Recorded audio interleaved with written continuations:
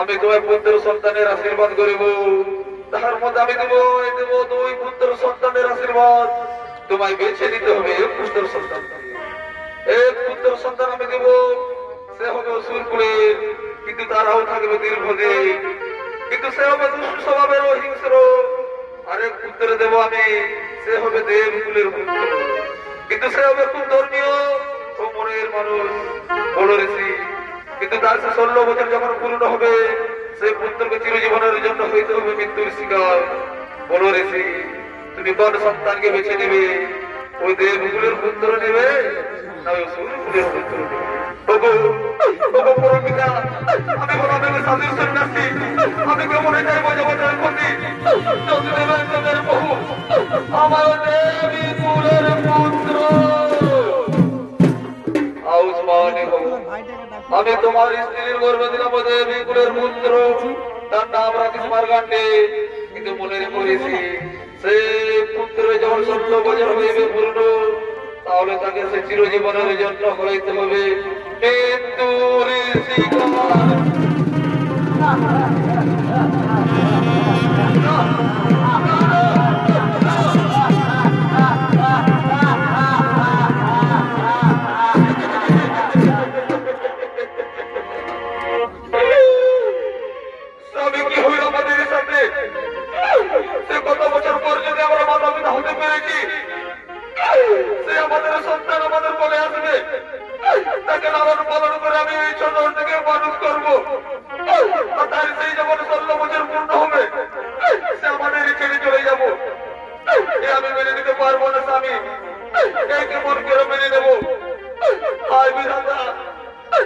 ভগবান তুমি কেন আমাদের সাথে এরকম ছলনা করছো?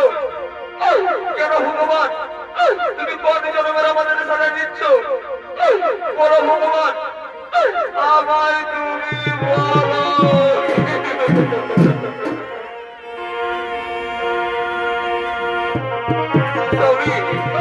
বলো না, বলো না স্বামী, আয় বিধাতা কি করবে তুমি আমাদের সাথে?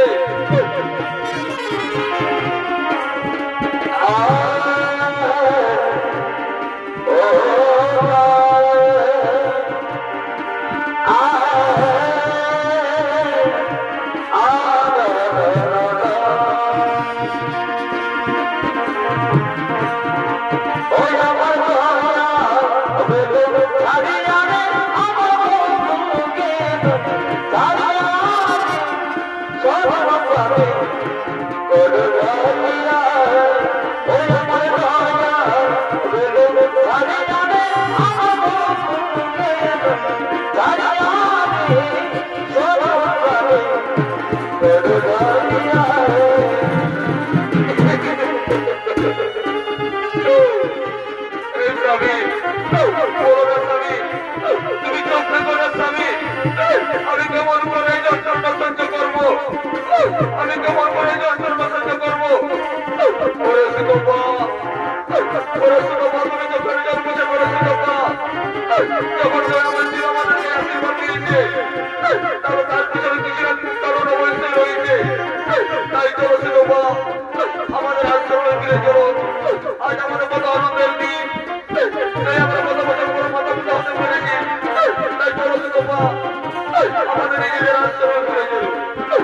স্বামী তাই চলো স্বামী, আমরা নিজেদের আশ্রমে ফিরে চলি স্বামী।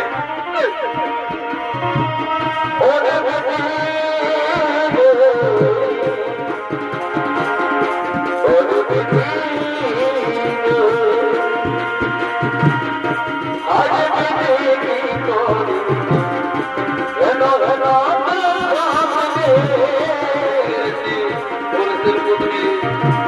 নিজের আশ্রমে থেকে ফিরে চলে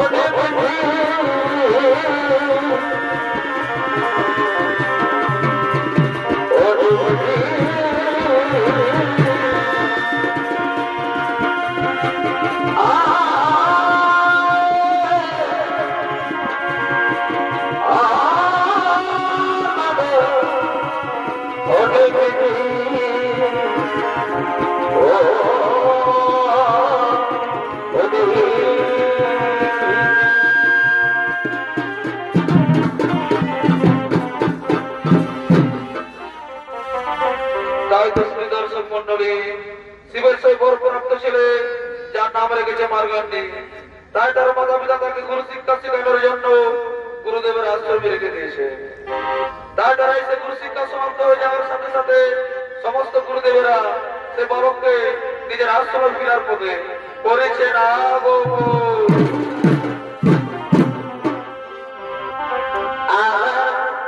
বলো ভাই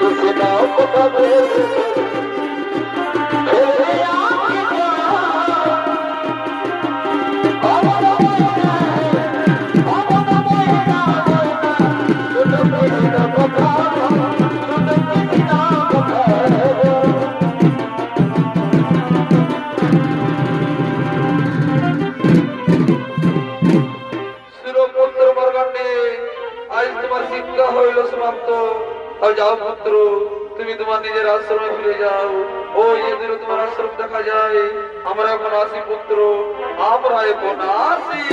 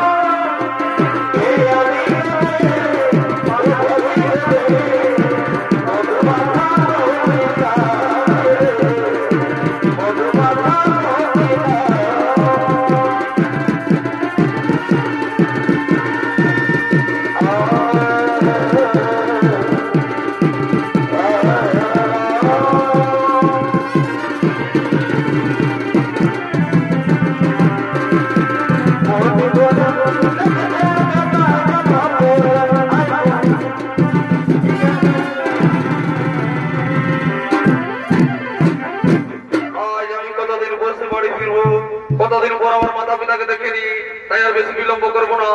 এই যে পথ, এই পথ দিয়ে আমি আমার বাড়ি ফিরে যাই। এই পথ দিয়ে আমি আমার সেই বাড়ি ফিরে যাই।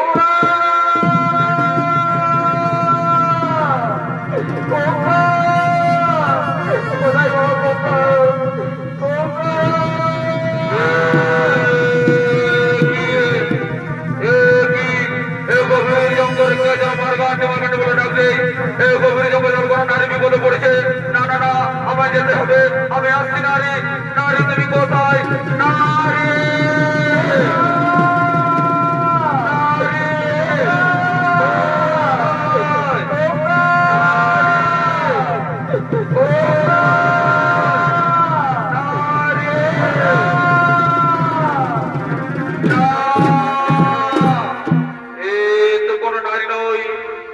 আমার গর্ভধারিণী মায়ের কণ্ঠস্বর।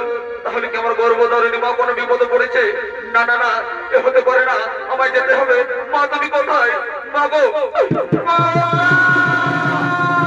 মা তুমি কোথায়?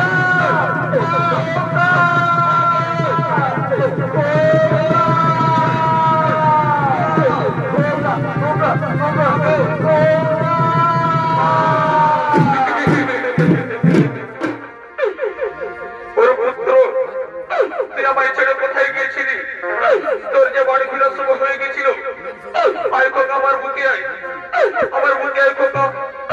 এ কি মা, তুমি কান্না করছো? কিন্তু কেন মা, কেন? এ গভীর অরণ্যে তোমায় কে দুঃখ দিয়েছে? বড় মা, আমি তোমার সব দুঃখ দূর করে দেবো। ওরে খোকা, সেরকম কিছু নেই, আমার কিচ্ছু হয়নি। না মা না, এ হতে পারে না। আমার গর্ভধারণী জগৎ জননী মা কেঁদে কেঁদে বেড়াবে। 10 মাস 10 দিন তুমি আমায় গর্ভে ধারণ করেছো, আর তুমি এই জগৎ সংসার কেঁদে কেঁদে বেড়াবে? তা হতে পারে না। বলো মা, বলো তুমি কেন কান্না করছো? নাহলে সবার মাঝে আমি প্রতিজ্ঞা করে বলছি মা, আমি তোমার পদতলে গর্ব করে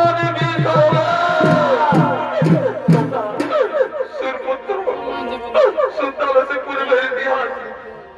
যখন আমাদের কোনো সন্তান ছিল না, তখন সে আমরা দয়াময় স্বীকার করেছিলাম আরাধনা। আর সে দয়াময় শিব বলেছিল, তোর যদি 16 বছর পূর্ণ হয়। হ্যাঁ বলো, 16 বছর পূর্ণ হলে কি হবে? আর মাত্র আমার কয়েকটা দিচ্ছে 16 বছর পূর্ণ হতে। তোর যদি 16 বছর পূর্ণ হয়, তাহলে তুই মারা যাবি।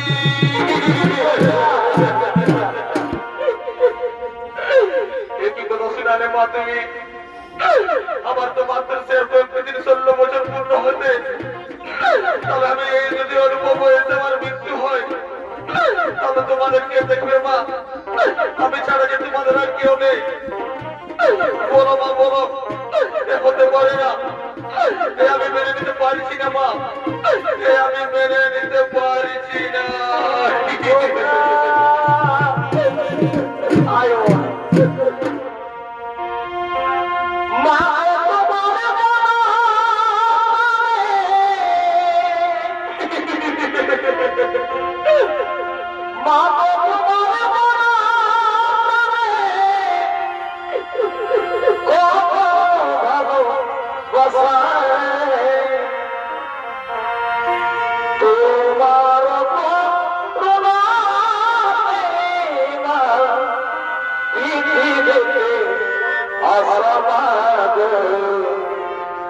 পৃথিবীতে আসা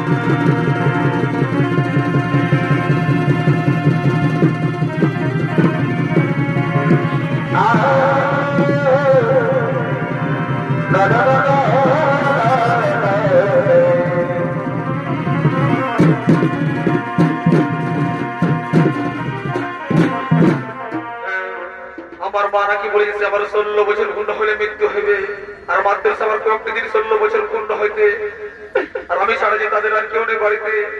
হায় ভগবান, তুমি আমায় কেন জন্ম দিলে? এই পাপের হক তুমি কেন আমায় লিখে দিলে ভগবান? সে বাড়িতে তো বৃদ্ধ মাতা পিতা একা, আমি ছাড়া যে তাদের কেউ নেই।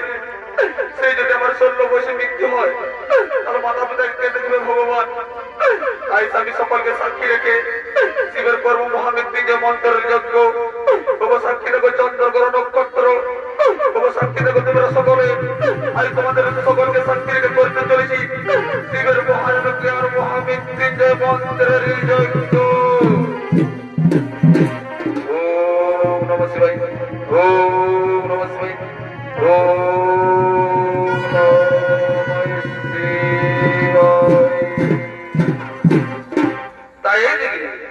তাই দিকে শিবের যজ্ঞ চলাকালে সে পুত্রের কিন্তু 16 বছর পূর্ণ হয়ে যায়। তাই যমরাজ থেকে স্বয়ং যমরাজ সে পুত্রকে হরণ করার জন্য বীর গতিতে করেছেন আগমন।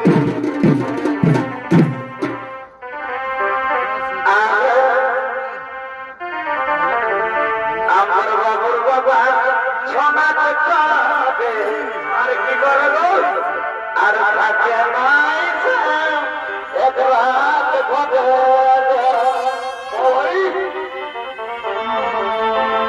বাবুর বাবা সোনা চাবে থাকে নাই এক রাত ঘটে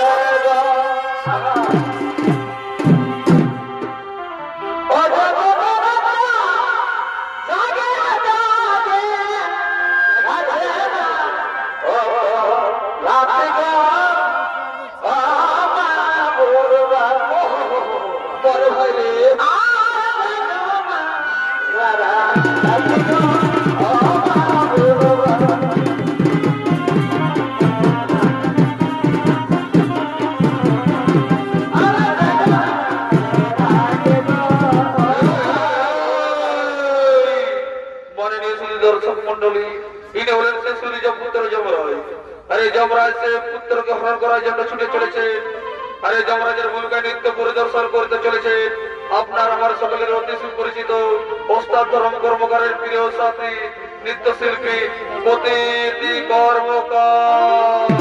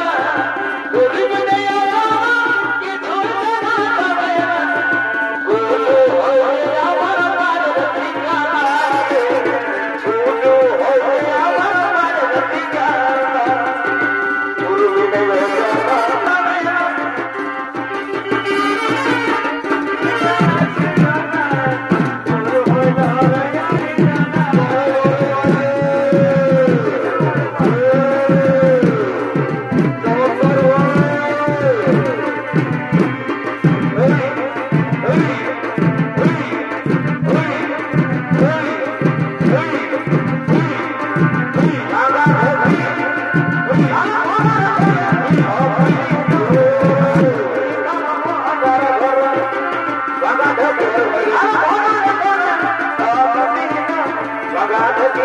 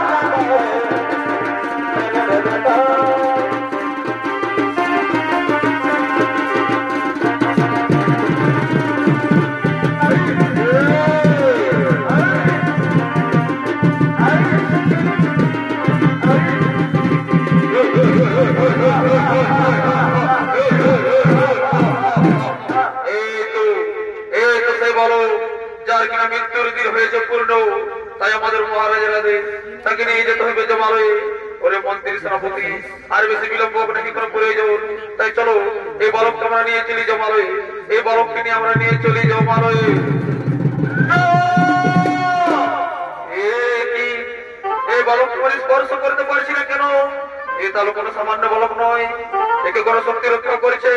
না না না, এ কোনো সামান্য বালক নয়। তাই চলো আমরা মহারাজকে গিয়ে বলি, মহারাজ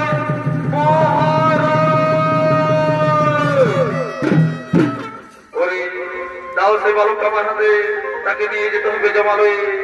ওগো মহারাজ, ওগো মহারাজ, সেই বালকটা আমরা স্পর্শ করতে পারছি না।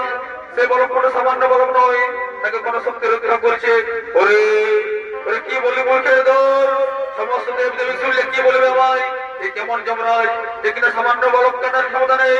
আমি নিজে গিয়ে সে বালক গ্রহণ করবো, আমি নিজে গিয়ে সে বালক গ্রহণ করবো, আমি নিজে গিয়ে সে বালক গ্রহণ করবো।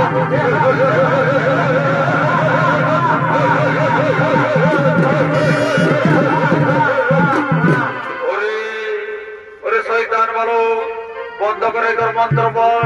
তোর 16 বছর হয়েছে পূর্ণ, তাই সে মহাদেবের আদেশ, তাকে নিয়ে যেতে হবে জমালয়ে। তোর মৃত্যুর দিন হয়েছে পূর্ণ, বন্ধ কর, বন্ধ করে তোর মন্ত্র বল। না, আমি যাবো না, আমি সে মহাদেবের পরিচয় আলোচনা। আমার 16 বছর পূর্ণ হলে নাকি আমার মৃত্যু হবে। ওগো যমরাজ, তুমি চলে যাও, আমি মহাদেবের দরবার রাখো না, আমি তোমার সাথে যাবো না। ওরে কি বললি মূর্খের জল, তুই আমার সাথে যাবি না? ওরে চোখ দিয়ে দেখ, আমি স্বয়ং যমরাজ, আমি তোকে জমালয় থেকে নিয়ে যাবো। তোকে মহাদেব রক্ষা করতে পারবে না আমার হাত থেকে। চল আমার সাথে চল। না, আমি তোমার সাথে যাবো না, আমায় ছেড়ে দাও। ওরে ওরে এরকম যাবে না, দেখে মেরে মেরে টেনে টেনে নিয়ে চলো জমালয়ে। দেখে কোন শক্তিকে রক্ষা করতে পারে।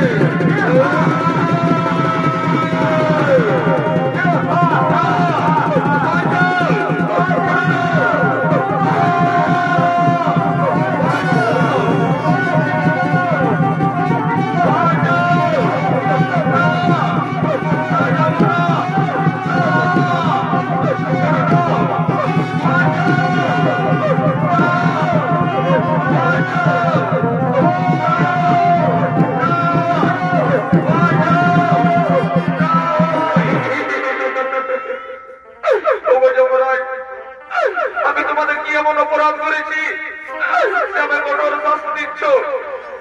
আমি তো শুধুমাত্র শিবের করেছি আরাধনা, তাই তোমরা আমায় এভাবে অত্যাচার করো না।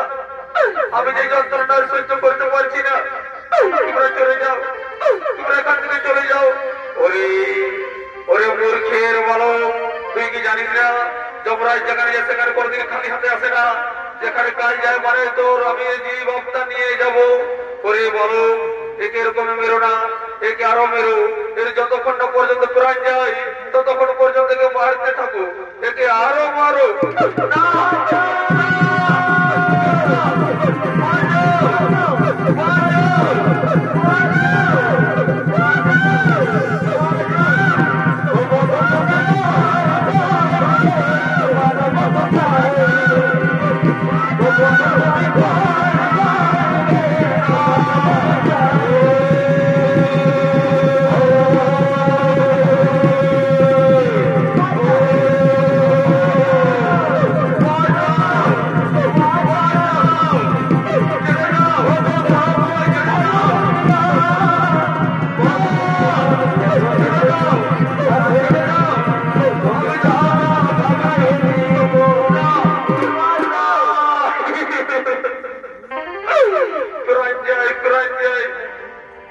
এই যন্ত্রণা আমি আর সহ্য করতে পারছি না। ওগো ভগবান, আমার রক্ষা করুন এদের হাত থেকে। ওগো যমরাজ, আমি তোমার পায়ে ধরে বিনতি করেছি, আমি তোমার পায়ে ধরে বিনতি করেছি। ওরে তুই যতই আমায় করুণা দেখাস না কেন, তোকে আজ আমি ছাড়ে দেবো না। তোর যতক্ষণ না পর্যন্ত দেহ থেকে প্রাণ যায় ততক্ষণ পর্যন্ত আমি তোকে ছাড়বো না। ওরে এই বালক যত মারার পরে মৃত্যু হচ্ছে না কেন? ওরে মন্ত্রী সেনাপতি, আমি তোমাদের করিলাম আদেশ, একে আরো মারো, একে কঠোর শাস্তি দাও।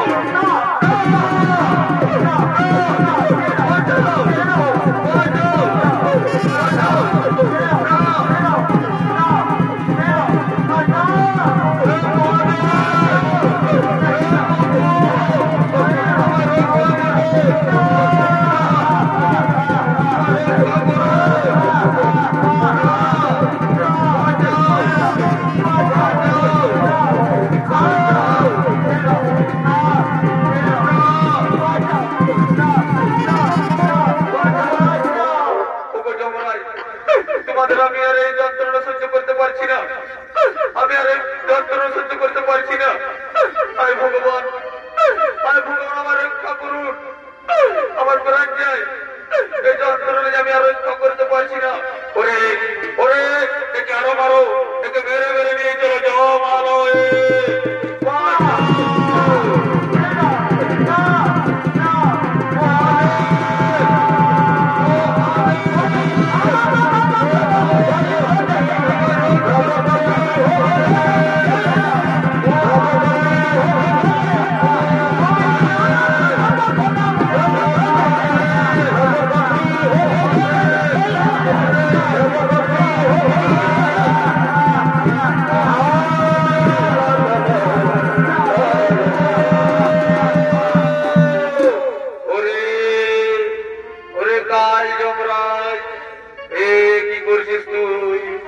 বিনা কারণে আমার সে পুত্রের উপর করছিস অন্যায় অত্যাচার, কিন্তু কেন? ওকে ছেড়ে দাও, ওকে ছেড়ে দাও। হে কি মহাদেব, হে কি মহাদেব, আপনি এখানে কেন? আমি তো আমার আজ্ঞা করছি বলুন, আমি আমার নিজের কর্তব্য করেছি বলুন, আপনি এখান থেকে চলে যান, আপনি এখান থেকে চলে যান মহাদেব। ওরে কাল যমরাজ, তুই কি জানিস না তুই হলি সেই জগতের কাল, আর আমি হলাম এই জগতের মহাকাল। তাই কিনা তুই সে মহাকালের সাথে করছিস তক্ষ। ওরে সে বালক তো করছে শিবের মহাজ্ঞান মহামৃত্যুঞ্জয় মন্দিরের যজ্ঞ, আর যদি কেউ সে যজ্ঞ চলাকালীন তার তুই প্রাণ হরতে পারিস না, আর সেই না তুই ভুল করেছিস, তাহলে তো কাজ আমি হস্ত করবো বোধর, তো কাজ আমি হস্ত করিব বোধর।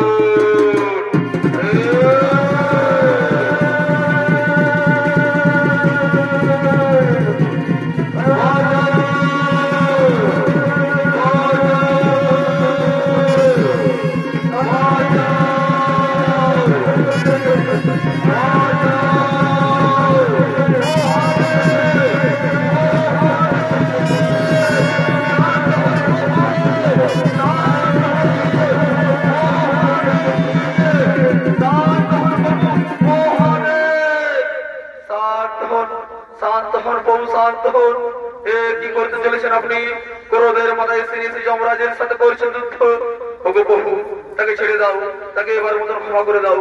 না না না দেবগণ না, আমি আজ আগে হস্ত করিব না ক্ষমা, আজ আমি তাকে হস্ত করিব বধ। না না মহাদেব, শান্ত হন। প্রভু জগতের পিতা সে মহাদেবকে যদি আপনি হত্যা করেন, তাহলে পুরো পৃথিবী তো সে ধ্বংসের মুখে চলে যাবে। নাই হইবে কারো জন্ম, নাই বা হবে কারো মৃত্যু। আর যদি জন্ম মৃত্যু না হয়, তাহলে বিধির বিধান হইবে খণ্ডন। তাই প্রভু তাকে করে দিবি ক্ষমা, তাকে করে দিবি ক্ষমা। ঠিক আছে দেবগণ, আপনাদের কথা মতো আমি তাকে করে দিচ্ছি ক্ষমা। যাও যমরাজ, আমি তোমায় আজ হস্ত করে দিলাম ক্ষমা। কিন্তু মনে রেখো যমরাজ, আজ থেকে যদি কেউ মহামৃত্যুঞ্জয় মন্ত্রের করে যজ্ঞ, তাহলে তাকে মৃত্যু কেন যমরাজ স্পর্শ করতে পারবে না। ঠিক আছে মহাদেব, আমি আপনার এই বাণীতে অক্ষর অক্ষর করবো করুন, আমি আপনার বাণীতে অক্ষর অক্ষর করিব করুন। ওরে পুত্র, ওরে পুত্র মার্গান্ডে, ওঠো পুত্র ওঠো। আমি তোমায় দিয়েছিলাম সে 16 বছর রাহু, কিন্তু যাও পুত্র, আজ আমি সে তোমার ভক্তি দেখে নিয়ে তোমায় দিলাম আমি চিরঞ্জীবী হওয়ার বরদান। যাও পুত্র, তুমি আজ থেকে জন্ম জন্মান্তর ধরে যুগ যুগ ধরে তুমি পৃথিবীতে বেঁচে থাকবে। আজ থেকে তোমার কোনোদিনের জন্য 16 বছর নাই হইবে পূরণ। আজ থেকে তুমি হইলে চিরঞ্জীবী।